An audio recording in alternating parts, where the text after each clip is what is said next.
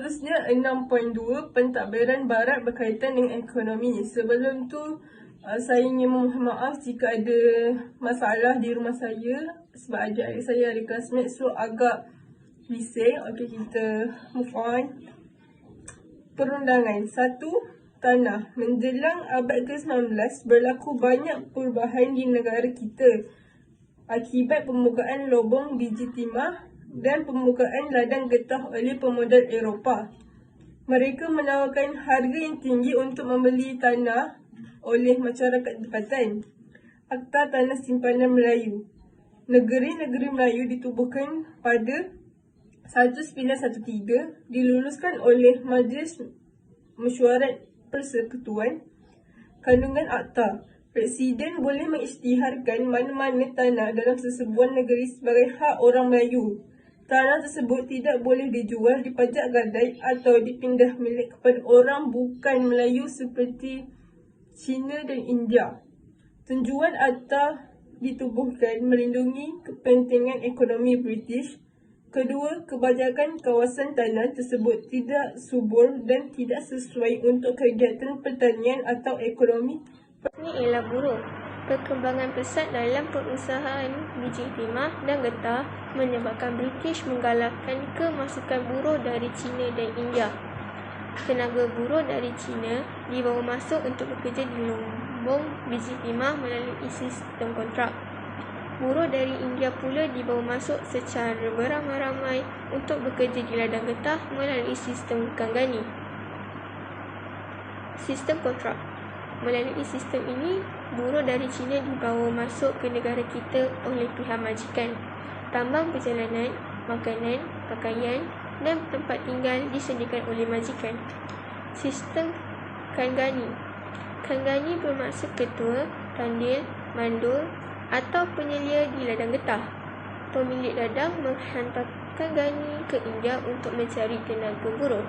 Kanggani mengurus tambang dan perjalanan buruh tersebut ke ladang majikannya. Pada tahun 1877, British menubuhkan Jabatan Hal Ehwal China, Chinese Protectorate, bagi melindungi buruh-buruh dari China dieksploitasi oleh mana-mana pihak. Pada tahun 1882, Ordinan Buruh Kontrak diluluskan untuk melindungi pekerja. Pada tahun 1908, Majlis Perundangan Singapura menubuhkan tabung imigran India untuk memberikan kemudahan berlayar dengan percuma kepada buruh-buruh India dari Madras ke negeri-negeri Melayu.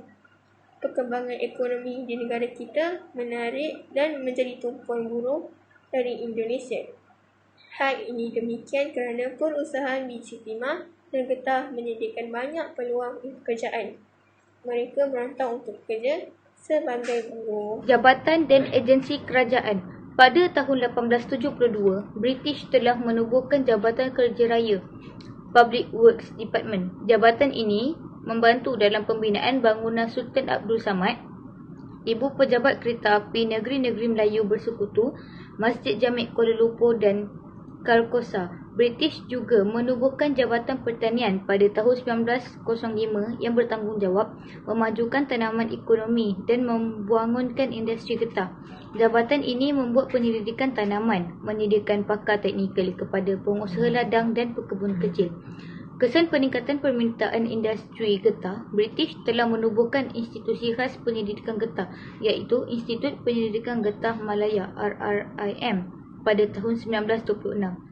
Bagi meningkatkan keberkesanan sistem pengairan, British telah menubuhkan Jabatan Parit dan Tali Air pada tahun 1931. Jabatan Pos dan Telegraf dan Jabatan Kereta Api Tanah Melayu pula ditubuhkan bagi melicinkan sistem pengangkutan dan perhubungan di negara kita.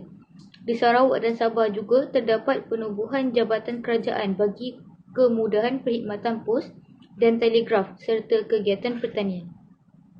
Kewujudan syarikat perwakilan. Pemodal British dan Eropah membawa masuk modal asing yang besar ke negara kita. Oleh itu, mereka telah mengimport barangan secara terus dari negara-negara tertentu. Peranan ini dimainkan oleh syarikat perwakilan. Syarikat perwakilan dikenali juga dengan nama Gedung Perwakilan atau Crown Agent. Mereka memiliki rangkaian seperti sistem kewangan, insurans, syarikat perkapalan, pusat penyelidikan dan menjalankan perdagangan antarabangsa. Syarikat perdagangan seperti Boston and Company, Boston Battery, Estate Agency, Horizon and Crossfield, Guthrie and Company, Barlow and Company dan Sime Darby mempunyai hubungan yang erat dengan kerajaan pada peringkat tempatan maupun antarabangsa. Misalnya, Boston and Company mengurus pengeksportan getah dan biji timah. Malahan, menguasai syarikat perkapalan dan kewangan Hong Kong Bank. Lepas tu, pewujudan syarikat kewangan dan insurans. Kuasa Barat telah memperkenalkan penggunaan mata wang asing di negara kita. Mata wang perak Sepanyol diperkenalkan pada tahun 1580. Mata wang ini digunakan di negeri-negeri Melayu dan negeri-negeri Selat. Pada tahun 1897, British menubuhkan Lembaga Pesuruh Jaya Wang untuk mengeluarkan wang kertas di bawah Ordinan 5678. Di bawah Ordinan 8. Lembaga ini diberikan kuasa mengeluarkan mata wang kertas negeri Selat menyebabkan mata wang kerajaan Melayu terhapus. Pada tahun 1939, dolar Selat digantikan dengan dolar Malaya. Okey. Kebesarkan ekonomi di negara kita menyebabkan British memperkenalkan sistem kewangan moden dan insurans untuk melicinkan urusan kewangan. British menubuhkan sistem perbankan supaya modal dari luar negara dapat disalurkan ke negeri-negeri Melayu dengan mudah. So, kat sini dia cakap sebenarnya Kuasa Barat ni dia memperkenalkan penggunaan mata wang asing dekat negara kita. So, yang start mata wang asing dekat negara kita Kuasa Barat lah kan. Mata wang perak Sepanyol tu dia perkenalkan pada tahun 1580. Mata wang tu digunakan dekat negeri Melayu dengan negeri-negeri Selat je. So, pada tahun 1897, Lembaga Pesuruh Jaya Wang tu ditubuhkan oleh British. Lepas tu dikeluarkan duit kertas bawah Ordinan 8. Bawah Ordinan 8 tu nama dia lah kot. Lembaga ni diberikan kuasa untuk keluarkan mata wang kertas sendiri yang menyebabkan mata wang Malaysia, mata wang kerajaan Melayu terhapus. So, pada tahun 1939, dolar Selat digantikan dengan dolar Malaya. Lepas tu, kebesarkan ekonomi di negara kita menyebabkan British memperkenalkan sistem kewangan moden. Okey. Sebab kita punya negara pesat dengan ekonomi. So, British ni dia macam negara ni pesat tu.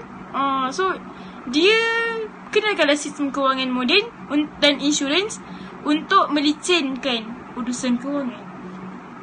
British menubuhkan sistem perbankan. So, bila British buat perbankan dekat negara Melayu, kerajaan Melayu ni, modal dekat dari luar negara dapat disalurkan kepada negara-negara Melayu dengan mudah. So, kita dapatlah profit macam tu. Macam kita ada bank sendiri. So, kita boleh kita dapat trade daripada luar negara macam tu lah. Lepas tu, mercantile bank, bank-bank yang dia buat waktu tu ada Mercantile Bank Pulau Pinang, Hong Kong and Shanghai Bank Pulau Pinang, The Chartered Bank Jalan Raja Kuala Lumpur dengan Ban Hin Lee Bank dekat Pulau Pinang juga. So, ada 3 bank daripada Pulau Pinang. Yalah, pada tahun yang berbeza.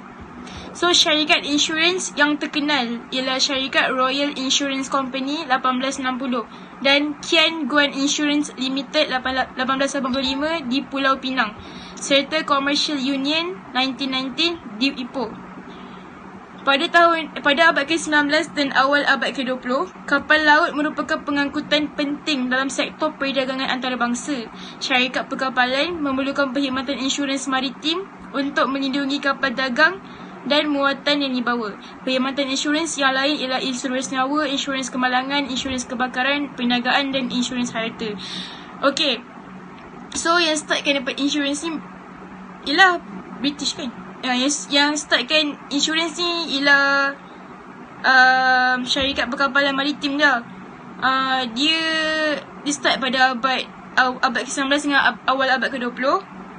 So, korang tahu kan insurans yang macam etika takaful insurance ke apa-apa insurance lah jenis airlines apa benda tak aku lupa nama dia.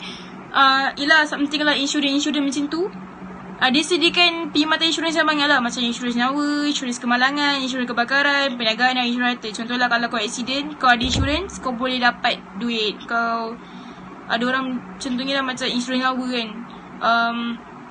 Kalau ada orang kalau ada orang meninggal dalam family, contohnya dia rapat dengan kau, lepas tu dia bagi insurans tu kat kau, kau akan dapat duit tu macam tu.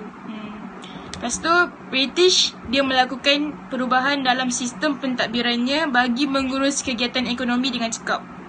Oleh itu, jelas menunjukkan kepentingan memanfaatkan kekayaan negara melalui pemufakatan sebuah pihak untuk membangunkan negara. So, kat sini dia cakap pemufakatan antara negeri-negeri Melayu dengan kerajaan British dengan Sepanyol dengan kuasa-kuasa barat lah. Dia dapat membangunkan negara kita dengan sebab dia bermuafakat kan. So dia tolong sama tolong, dia masukkan banyak-banyak lah benda untuk membangunkan negara kita sebab dia tahu negara kita ada ada possibility untuk meningkat. Macam tu.